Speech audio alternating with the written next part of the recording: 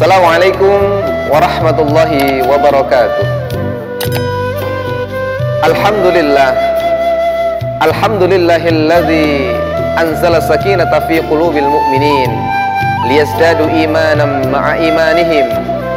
Ashhadu an la ilaha illallah wahdahu la syarikalah wa ashhadu anna Muhammadan abduhu wa rasuluh. Allahumma salli wa sallim wa barik ala nabiyyina Muhammadin wa ala alihi wa ashabihi ajma'in, amma ba'du. Saudara-saudara kaum muslimin rahimakumullah, marilah kita senantiasa memanjatkan puja dan puji syukur kita kehadirat Allah Subhanahu wa taala, yang mana Allah telah melimpahkan segalanya untuk kita. Allah memberikan nikmat berupa nikmat iman dan Islam, sehingga hari ini kita diberikan kesempatan oleh Allah untuk mengarungi bahtera kehidupan di dalam rel-rel keimanan yang semakin menambah nikmat-nikmat yang kita miliki ini. Pada kesempatan yang singkat ini, mari bersama kita mengambil satu pelajaran dari sebuah kisah ulama hadis terkemuka yang merupakan salah satu imam dari 4 imam madhab yang ada di dunia, mengkisahkan perjalanan hidup Imam Ahmad bin Hanbal yang merupakan salah seorang murid dari Imam Syafi'i, atau kita sering mengenal beliau dengan sebutan Imam Hambali. Bahwa suatu ketika pada usia yang sudah cukup lanjut, Imam Ahmad bin Hanbal ini kemudian ingin melakukan satu perjalanan dari kota Baghdad ke kota Basrah, yang mana jaraknya itu kurang lebih 450 km. Ibarat dari Surabaya ke Madiun menggunakan kaki atau jalan kaki. Tak tahu apa sebabnya, beliau tidak memiliki rencana, beliau tidak memiliki janji, tidak sedang menepati janji untuk mendatangi satu hajat yang besar dari teman atau sahabat karibnya, tetapi dengan otomatis kemudian menginginkan perjalanan ini dilakukan oleh Imam Ahmad bin Hanbal. Berangkatlah beliau dengan persiapan seadanya, karena memang perjalanan ini tidak direncanakan oleh Imam Ahmad bin Hanbal. Sampai kemudian ketika beliau sampai di kota Basrah, bertepatan dengan sholat isya berkumandang, beliau pun kemudian melaksanakan sholat berjamaah di dalamnya. Karena saking capeknya, seusai sholat berjamaah isya, beliau menyempatkan diri untuk rebahan di sebuah masjid, berkeinginan untuk istirahat di dalamnya. Tetapi oleh marbot masjid, beliau kemudian diusir. "Ya Syekh, apa yang hendak kau lakukan di masjid ini?"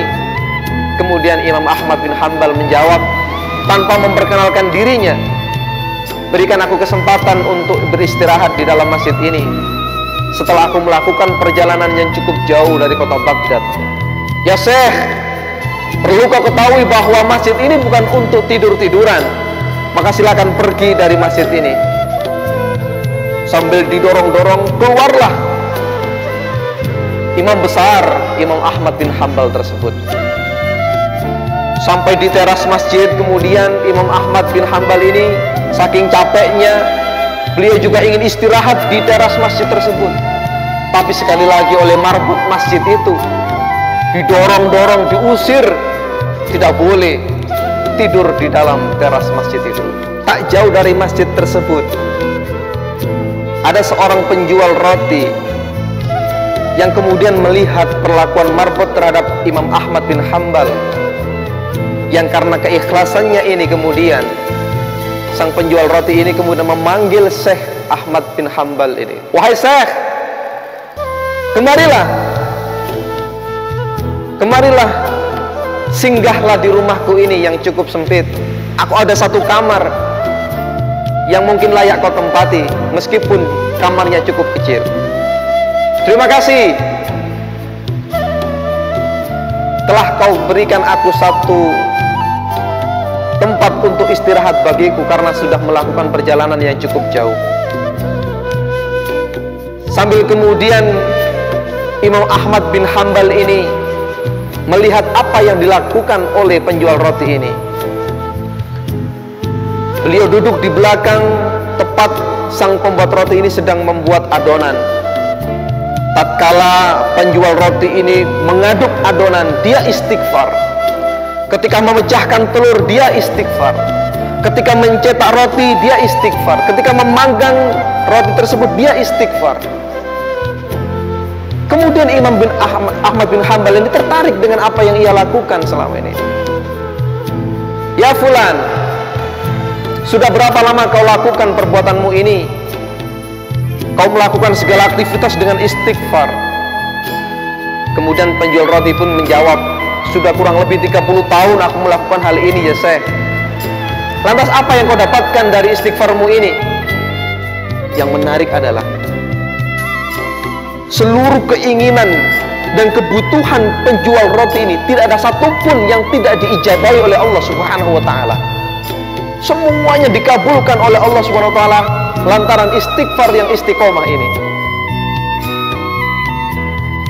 Sampai-sampai kemudian sang penjual roti ini mengatakan, ada satu keinginan yang belum Allah kabulkan dalam kehidupan saya.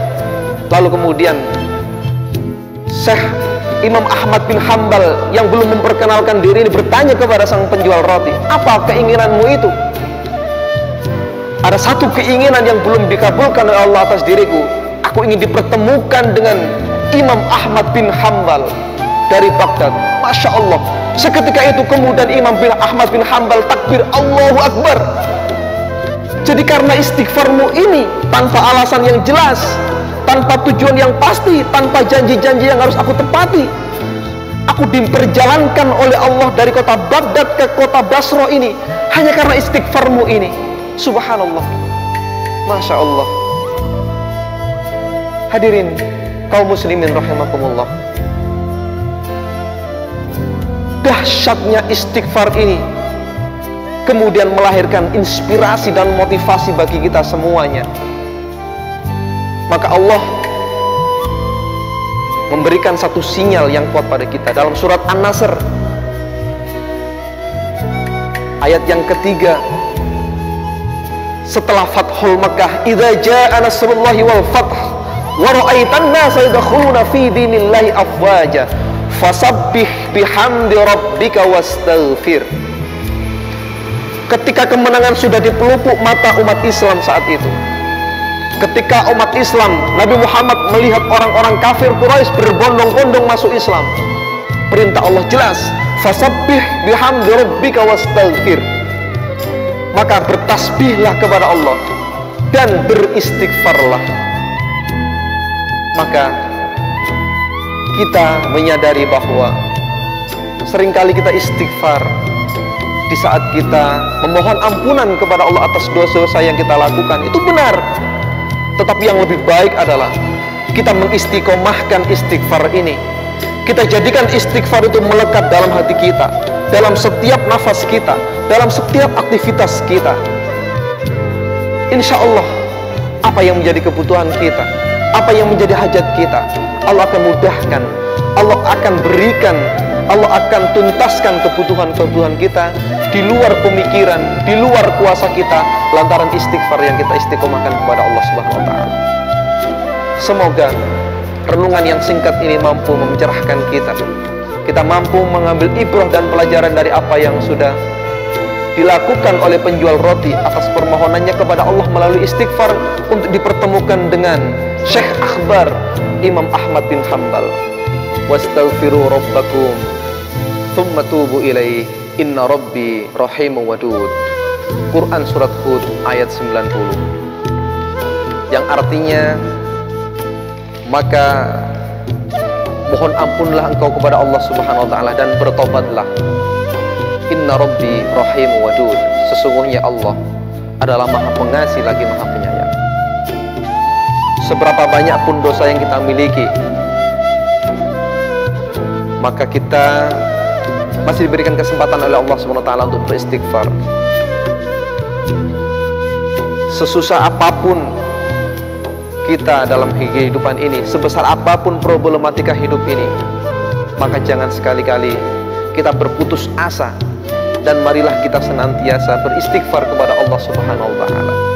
Semoga kita termasuk golongan hamba-hamba Allah yang senantiasa menyadari kesalahan-kesalahan kita, sehingga kita kemudian termotivasi untuk senantiasa mengabdikan diri kita kepada Allah Subhanahu wa Ta'ala. Aqulu qouli hadza wa astaghfirullah li wa lakum. Nasrun minallah wa fathun qarib wa basyiril mu'minin. Wassalamu alaikum warahmatullahi wabarakatuh.